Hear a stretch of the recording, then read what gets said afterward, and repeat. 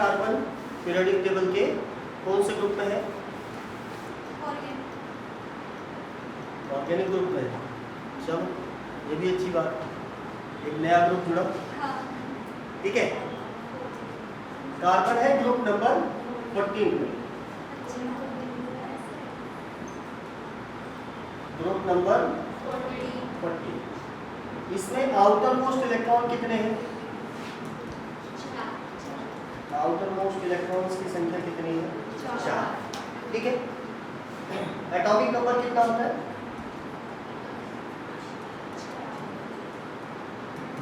6। ठीक है, तो अगर मैं इसका कॉन्फ़िगरेशन लिखूं,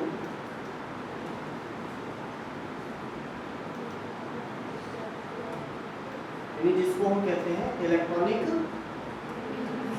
विन्यास, क्या होगा बेटा? 1s2, ठीक है, 2s2 4 हो गए और 2p2, कुल 6 इलेक्ट्रॉन होते हैं इसमें। बॉक्स स्ट्रक्चर बनाएंगे तो 1s, क्योंकि इंटरनल ऑर्बिटल है, ऑर्बिट है, इसको हम छोड़ देंगे। सेकेंड का अगर हम बॉक्स बनाए तो 2s, s में एक ही बॉक्स होता है, मतलब एक ही ऑर्बिटल होती है जिसके अंदर कितने इलेक्ट्रॉन है? 2। p में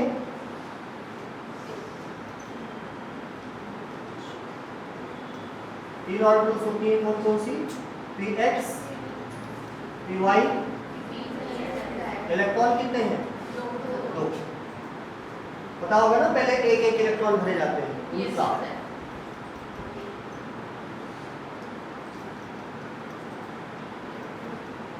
अब अगर ये अपने दोनों अनपेयर्ड इलेक्ट्रॉन मान लीजिए कि किसी के साथ बॉन्ड बनाने के लिए शेयर करता है, तब भी इसमें 6 इलेक्ट्रॉन ही पूरे होंगे, ऑक्टेट पूरा नहीं होगा। इसीलिए ये इस कार्बन की ग्राउंड स्टेट कहलाती है। क्या कहलाती है? Ground state. जब ये एक्साइटेड होता है तो एक इलेक्ट्रॉन एनर्जी अब्जॉर्ब करके और p ऑर्बिटल में चला जाता है। s का इलेक्ट्रॉन कहाँ चला जाता है? p। इस तरीके से अब देखें आप तो कार्बन में कुल कितने अनपेयर्ड इलेक्ट्रॉन होंगे? अयुग्मित इलेक्ट्रॉनों की संख्या कितनी होगी? अरे गिनती तो आती होगी, गिन लो। 4। और जब इन चारों को शेयर करेगा तो कितने इलेक्ट्रॉन हो जाएंगे? 8। ठीक है ना। लेकिन यहाँ पे एक समस्या है, ये जो ऑर्बिटल है s है और ये क्या है? p है। स्टेबिलिटी के मानक पे जब आप देखेंगे तो s ऑर्बिटल की जो स्टेबिलिटी होती है p से ज़्यादा होती है। तो अगर कोई भी इसके साथ इलेक्ट्रॉन शेयर करने के लिए जाता है, मान लीजिए 4 हाइड्रोजन आते हैं, तो चारों हाइड्रोजन क्या कहेंगे कि मैं अपना इलेक्ट्रॉन किसके साथ शेयर करूंगा? s के साथ। क्यों? क्योंकि उसकी स्टेबिलिटी ज्यादा है और p की स्टेबिलिटी कम है। अच्छा, स्टेबिलिटी किस पे डिपेंड करती है? एनर्जी पे। जिसकी एनर्जी कम होगी उसकी स्टेबिलिटी ज्यादा होगी, ये याद रखना।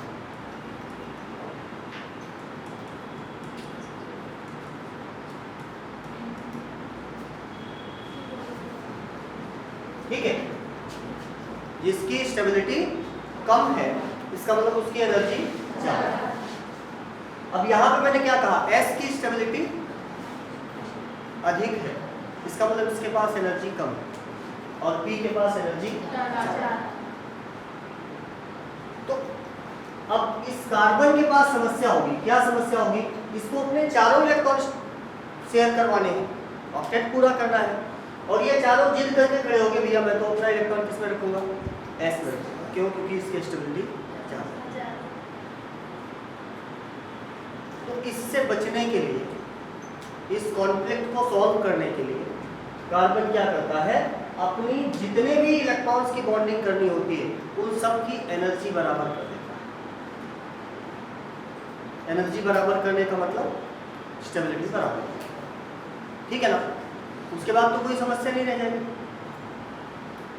तो एनर्जी बराबर करने का ये जो प्रोसीजर है, इसी को आपने 11th क्लास में पढ़ा होगा, संकरण।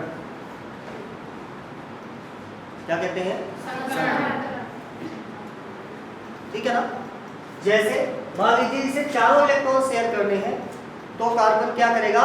अपने चारों ऑर्बिटल्स की एनर्जी को पहले मिक्स करेगा और मिक्स करने के बाद उसको बराबर बराबर बांट देगा। ठीक है। कौन कौन सी ऑर्बिटल यूज हुई बेटा? एक एस और पी। कितनी पी यूज हुई? तो इस तरीके का जो संकरण होता है उसको हम कहेंगे sp3 संकरण। क्या कहेंगे? sp3 संकरण। संकरण समझ में आया? जरूरत क्यों पड़ती है? एनर्जी बराबर करने की। बॉन्डिंग से पहले, इलेक्ट्रॉन की शेयरिंग करने से पहले, इलेक्ट्रॉनों की साझेदारी करने से पहले, जितने इलेक्ट्रॉन्स की साझेदारी करनी होती है या जितने ऑर्बिटल्स को बॉन्ड बनाने में यूज करना होता है, उन सभी की एनर्जी को पहले क्या करता है? मिक्स करता है। उसके बाद उसको इक्वल इक्वल डिस्ट्रीब्यूट करेगा, जिसकी वजह से सभी ऑर्बिटल्स की एनर्जी क्या हो जाएगी? इक्वल हो जाएगी, बराबर। ठीक है। तो इस तरीके से कार्बन जब अपने 4 हाइड्रोजन के साथ इलेक्ट्रॉन की शेयरिंग करता है और एक एक इलेक्ट्रॉन की जब शेयरिंग करेगा तो इस तरीके से कंपाउंड बनेगा, जिसको हम कहेंगे CH4। क्या कहेंगे? CH4। नाम क्या है इसका? समझ में आया? लेकिन अब एक कंडीशन और भी हो सकती है। मान लीजिए 2 कार्बन है और हाइड्रोजन की संख्या 4 है। हाइड्रोजन की संख्या 4। अब यहाँ पे देखिए, कल मैंने जो बात की थी ना, कार्बन वर्सेटाइल नेचर का है, अपनी चारों वैलेंसी पूरी करने के लिए कुछ भी कर सकता है। ठीक है। अच्छा, ये जितने भी सिंगल बॉन्ड बनते हैं, एकल बॉन्ड जो होता है उसको हम कहेंगे सिग्मा बॉन्ड। क्या कहेंगे? Sigma bond. ये ज्यादा मजबूत होता है। ये इतना मजबूत होता है कि 2 परमाणुओं को एक साथ जोड़ सकता है। ठीक है। अब यहां बात कर लेते हैं, 2 कार्बन है, अब हिस्सा बांट लो इनका। हाइड्रोजन कितने हैं? 4। तो एक के हिस्से में कितने आए? 2 हाइड्रोजन इसको मिल गए और 2 इसको मिल गए और एक यहाँ पे आपस में इन्होंने बंध बना लिया। लेकिन अब भी क्या कार्बन की संयोजकता पूरी हुई? तो अब इसके पास मजबूरी है, अपनी संयोजकता पूरी करने के लिए ये एक काम चलाऊ बॉन्ड बनाता है, जो उतना मजबूत नहीं है कि दोनों कार्बन को जोड़ सके। ठीक है ना। लेकिन फिर भी इस तरीके से एक लूज बॉन्ड बनाता है। ठीक है ना, जिसमें इलेक्ट्रॉन उतना फर्मली बॉन्डेड नहीं होते, उतना मजबूती के साथ नहीं बनते जितना सिग्मा वाले बनते हैं। ठीक है, समझ में आया? तो इस तरीके से यहां पे बताइए। अच्छा, एक चीज और याद रखना बच्चों कि संकरण सिर्फ उन्हीं कक्षकों का होता है जो या तो सिग्मा बंध बनाते हैं और या फिर उनमें लोन पेयर पाया जाता है। बोलिए, संकरण सिर्फ उन्हीं कक्षक का होता है जो या तो सिग्मा बंध बनाएंगे और या फिर उनमें लोन पेयर मिलेगा। यानी पाई बंध बनाने वाले कक्षक का कभी भी संकरण नहीं है। ठीक है, तो अब बताइए इसमें इस कार्बन ने कितने सिग्मा बंध बनाए? 2 कैसे? 4 भी नहीं, 3 है। मैंने बताया ना, जितने सिंगल बॉन्ड होंगे वो सभी क्या होंगे? ये याद रखिए, ये क्वेश्चन पूछा जाता है, number of sigma and pi bond पहचानना। जितने सिंगल बॉन्ड है वो सभी क्या है? सिग्मा। और जहां पे मल्टीपल बॉन्ड बना, ठीक है ना, वहां पे एक सिग्मा होगा, बाकी जितने भी बने होंगे वो सभी क्या होंगे?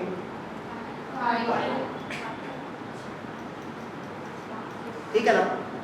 अगर ये सिग्मा हट जाए अगर ये सिग्मा वाला बॉन्ड यहाँ से हट जाए तो पाई बॉन्ड की इतनी पावर नहीं है कि वो कार्बन कार्बन को जोड़ सके, इतना कमजोर होता है। इसका मतलब कि परमाणुओं को आपस में जोड़ने का काम कौन करता है? सिग्मा। पाई बॉन्ड क्या करता है? सिर्फ उस सिग्मा बॉन्ड को सपोर्ट करता है और संयोजकता पूरी है। समझ में आ गया? तो कितने सिग्मा बॉन्ड बनाए कार्बन ने? 3।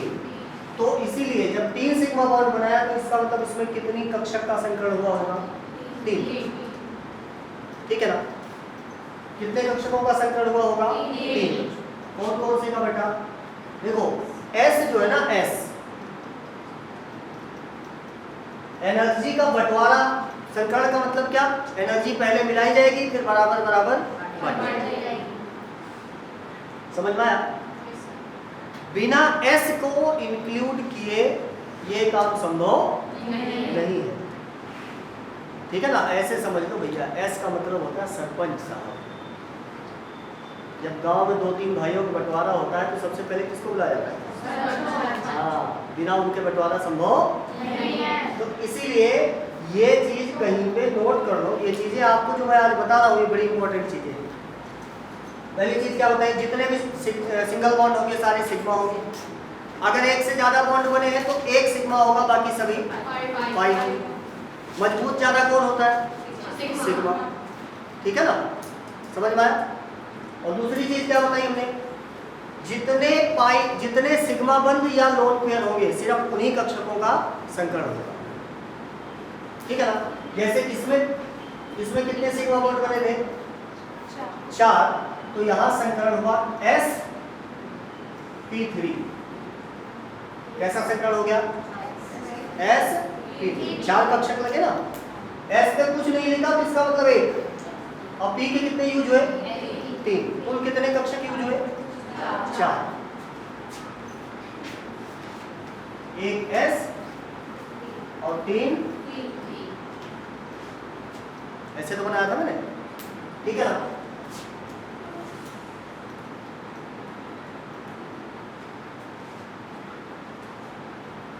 अब इसके केस में कितने सिग्मा बॉन्ड बनाए इसमें?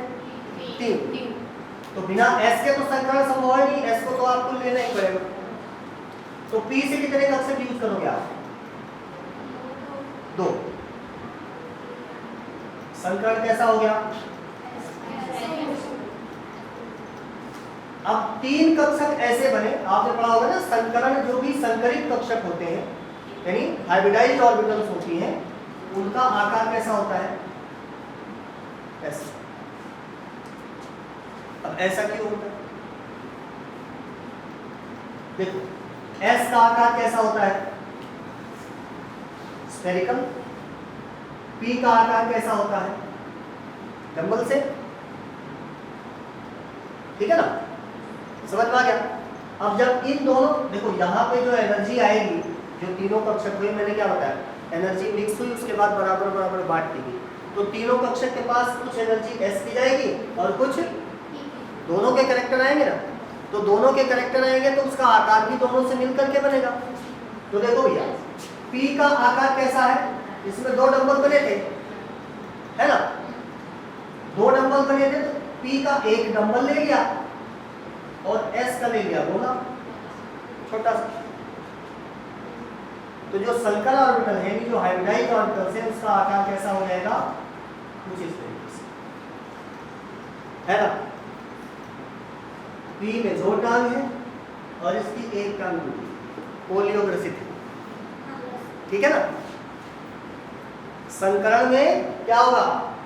ऑर्बिटल एक तरफ से नहीं, उसका एक लोब 45 हो जाएगा, छोटा हो जाएगा। ठीक? तो बताइए इसमें कितने संकर ऑर्बिटल बनेंगे? 3।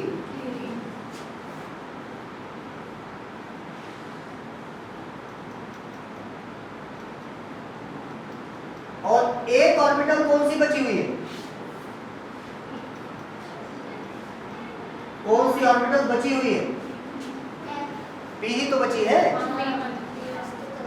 और P का आकार कैसा होता है? डबल। सिंगल इलेक्ट्रॉन ऐसे, ठीक है।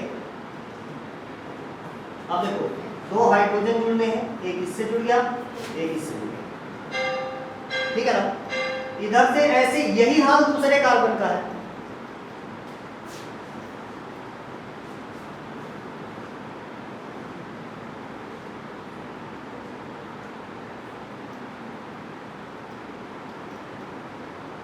एक हाइड्रोजन यहां आया, एक हाइड्रोजन यहां आया, एक पी ऑर्बिटल अब भी इसके पास। ये सिचुएशन समझ में आ गई आपको? क्या चल रहा है? संकरण चल रहा है, ठीक है ना। अब भी कार्बन की कितनी वैलेंसी पूरी हुई? 1 2 3। इधर वाले की 1 2 3। ये दोनों एक ही दशा को प्राप्त निरीह प्राणी है। 3 वैलेंसी उसकी पूरी है, 3 उसकी पूरी है, एक इसकी बाकी है, एक इसकी बाकी है, और कोई मिल नहीं रहा, कोई मिल नहीं रहा। तो इसीलिए दोनों आपस में साइड बाय साइड यानी पार्श्व अतिव्यापन कर लेंगे ऐसे। यानी जो पी ऑर्बिटल है, दोनों पी ऑर्बिटल क्या होंगी? एक इसकी होगी, एक इसकी होगी, ये दोनों मिल करके ऐसा कुछ करेंगे।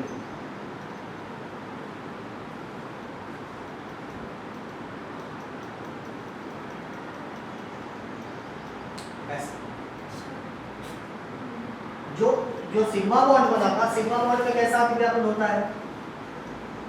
Head to head. कैसा होता है? Head to head. इसमें जो इलेक्ट्रॉन है ये नाभिक के बीचों बीच रहते हैं, नाभिक के बीचों बीच, इसीलिए नाभिक उनपे ज्यादा आकर्षण लगाता है, उन इलेक्ट्रॉनों पे ज्यादा आकर्षण लगाता है। इसीलिए मैंने कहा था सिग्मा बॉन्ड मजबूत होता है, सिग्मा बॉन्ड मजबूत होता है। और यहाँ देखो, यहाँ नाभिक ये है, और जो इलेक्ट्रॉन है ये दो भागों में बटे हुए हैं, कुछ पोर्शन ऊपर है और कुछ पोर्शन है ना, और जो बटेगा वो कटेगा, तो युग्म जी कहते हैं। और जो कटेगा इसका मतलब वो क्या हो गया? कमजोर हो गया। तो इसीलिए पाई बॉन्ड क्या होता है? सिग्मा से कमजोर होता है। बिना सिग्मा के पाई बॉन्ड बनना संभव नहीं है। तो इसलिए इसमें कार्बन ने 3 सिग्मा बनाए और एक पाई। बस शर्त यह है कि कार्बन की चारों संयोजकताएं पूरी होनी चाहिए, ठीक है ना। ऐसा करने के लिए वो डबल बॉन्ड ही नहीं, ट्रिपल बॉन्ड भी बना लेता है, कई बार 3 बंध भी बना लेता है ऐसे। अब बताओ यहां कितने सिग्मा बॉन्ड बनाए? कार्बन ने 3 सिग्मा बॉन्ड बनाए। किसने पहचाना 3? अरे गरीबों, थोड़ा दिमाग यूज करो। मैंने अभी क्या बताया था? जितने सिंगल बॉन्ड होंगे वो सिग्मा होंगे, और जहां एक से ज्यादा बंध बना है वहां एक सिग्मा होगा, बाकी सब पाई। अब इस कार्बन को देखो, ये सिंगल बॉन्ड है तो यहाँ कितने बंध बने? 3 में से एक 2 पाई। तो इस कार्बन ने कितने सिग्मा बंध बनाए? ऐसे इस कार्बन ने कितने बनाए? एक इधर और एक।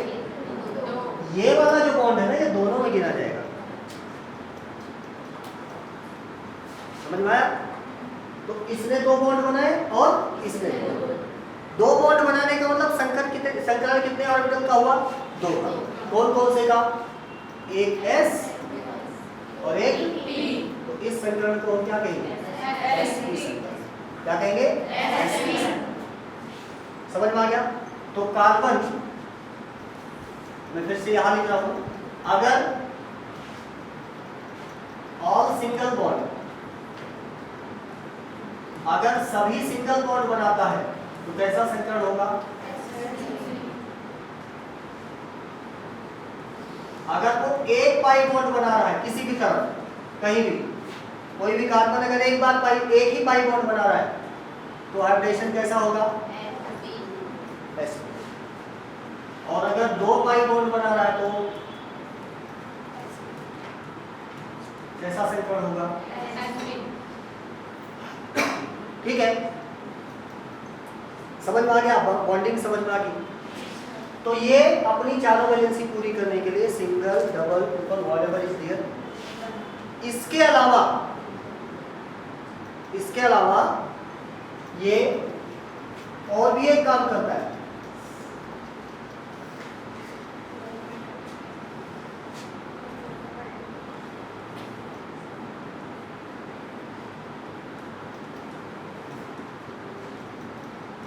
इस तरीके से चक्रीय कंपाउंड भी बना लेता है, साइक्लिक कंपाउंड भी बनाता है। ठीक है, तो इस तरीके से आपने क्या देखा कि कार्बन बहुत सारे प्रकार के यौगिक बनाता है। ठीक है, अगर किसी यौगिक में कार्बन कार्बन की खुली हुई श्रृंखला पाई जा रही है, चाहिए हो,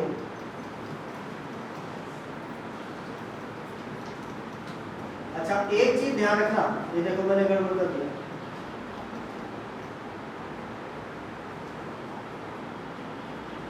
क्या ध्यान रखना है कि कार्बन की जैविकता कितनी होती है?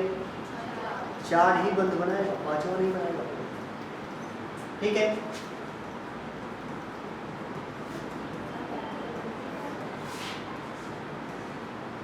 अब इसमें आप देखते हैं कार्बन की चेन है कैसी, ओपन चेन है ना, खुली श्रृंखला है। ठीक है, तो इसको कहेंगे एलिफैटिक यौगिक। क्या कहेंगे? एलिफैटिक इंग्लिश में कंपाउंड। ठीक है, अगर खुली श्रृंखला है तो इसमें भी अब देखिए, इसमें सारे के सारे बॉन्ड कैसे हैं? सिंगल है, तो इसको कहेंगे संतृप्त यानी सैचुरेटेड। ये तो आपने पढ़ा होगा, सैचुरेटेड, और इसको कहेंगे अनसैचुरेटेड। क्या कहेंगे? सैचुरेटेड का मतलब होता है तृप्त, यानी जिसका पेट भर गया, यानी जिसको जितने हाइड्रोजन चाहिए थे उतने हैं। एक चीज बताओ, अभी आपने पीछे पढ़ा कार्बन ने पाई बॉन्ड क्यों बनाया? क्योंकि उसको और हाइड्रोजन नहीं मिला, सिग्मा बनाने के लिए और हाइड्रोजन नहीं मिला, इसीलिए तो उसने पाई बनाया, मजबूरी में। नहीं देखिए, बताओ कमजोर बॉन्ड कौन बनाना चाहे? बोलो। कार्बन कभी भी कमजोर बॉन्ड बनाना नहीं चाहता, वो मजबूरी में बनाता है जब उसके पास सिग्मा बॉन्ड बनाने के लिए एटम्स प्रेजेंट ना हो, हाइड्रोजन प्रेजेंट ना हो। ठीक है, तो इसका मतलब इसमें जितने हाइड्रोजन चाहिए थे उतने हाइड्रोजन है इसके पास, इसका पेट भरा हुआ, इसीलिए इसको क्या कहेंगे? सैचुरेटेड। इसमें पाई बॉन्ड बना, इसका मतलब इसमें 2 हाइड्रोजन कम थे, इसीलिए इसने क्या बना लिया? Pi bond. अभी इसका पेट नहीं बना भैया, इसलिए इसको हम कहेंगे अनसैचुरेटेड, असंतृप्त। क्या कहेंगे? असंतृप्त। ऐसे ही अगर ट्रिपल बॉन्ड बना ले तो इसका मतलब ये भी क्या है?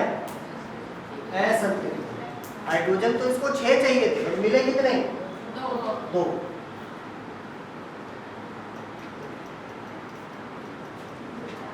ठीक है, तो संतृप्त और असंतृप्त समझ में आया? संतृप्त का मतलब क्या? जिसमें कार्बन कहीं भी पाई बॉन्ड ना बना, और असंतृप्त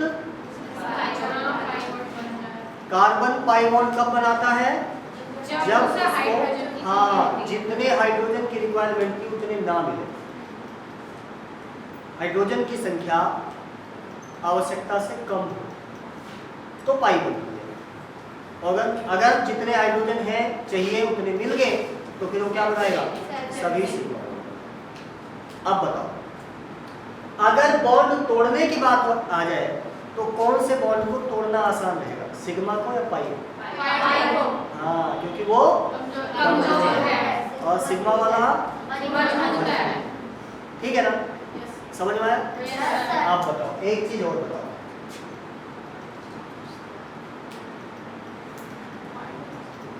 वेरी गुड, लेकिन ये याद रहना चाहिए, ये नहीं कि अभी अभी याद है। 2 कार्बन है, एक बॉन्ड से जुड़ा हुआ है, ऐसे मैंने कहा ना, सिग्मा बॉन्ड बनते समय हेड टू हेड ओवरलैपिंग होती है। क्या होती है? हेड टू हेड ओवरलैपिंग, ऐसे। अगर हेड टू हेड ओवरलैपिंग है तो एक कार्बन को फिक्स करके और दूसरे वाले को आराम से घुमा सकते है ना। तो सिग्मा बॉन्ड बनने के बाद दोनों एटम्स में रोटेशन संभव होता है। इसको तो आप ऐसे समझ सकते हैं, जैसे मुझे 2 कॉपी दीजिए, ये 2 कॉपियां हैं, 2 नोटबुक है आप, हमने इसको एक कील से जोड़ दिया।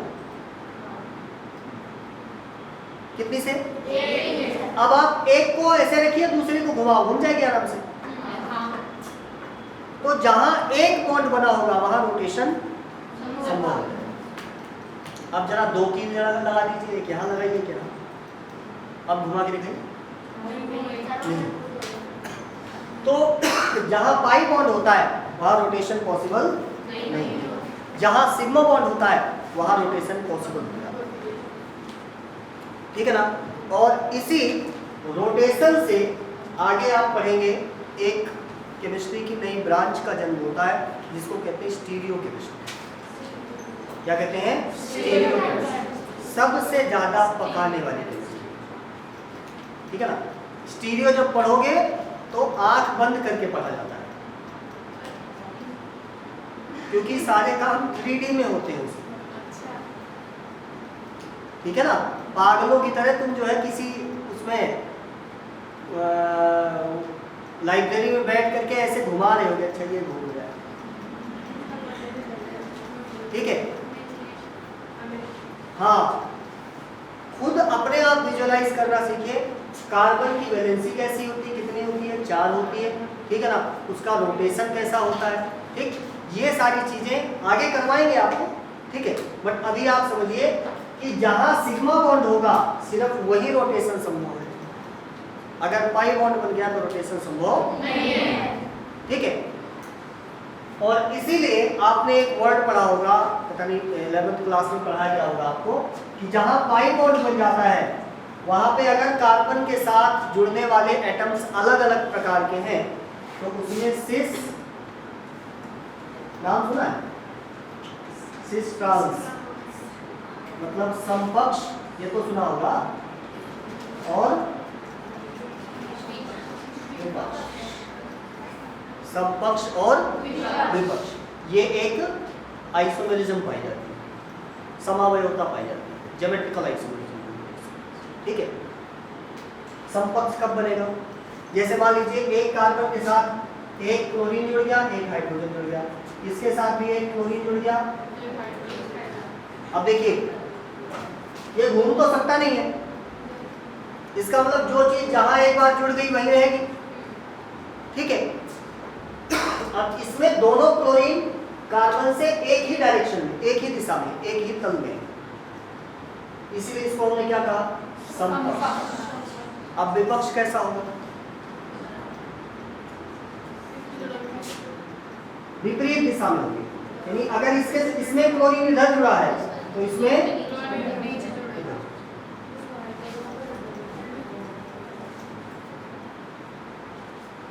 अब आप सोच रहे होंगे कि सर ये सब क्या है? ये केमिकल्स में पाए जाने वाली समावयवता है। इसको आप पढ़ सकते हैं, इसको आप अगर आप पढ़ना चाहें तो जैसे कितने बच्चों ने आज तक पैरासीटामोल खाया है? तो उनमें से कोई नहीं बचा होगा, सब ने खाया। ठीक है ना। उसमें भी 2 तरीके के समावयव मिलते हैं, R और S। इसी से मिलता जुलता कुछ, R और S। अब अगर R पैरासीटामोल आप खाएंगे तो आपका बुखार उतर जाएगा। वहीं पे अगर है सेम चीज, फॉर्मूला सेम है, लेकिन अगर S कॉन्फ़िगरेशन वाली पैरासीटामोल आपने खा लिया तो आप और बीमार हो जाएंगे।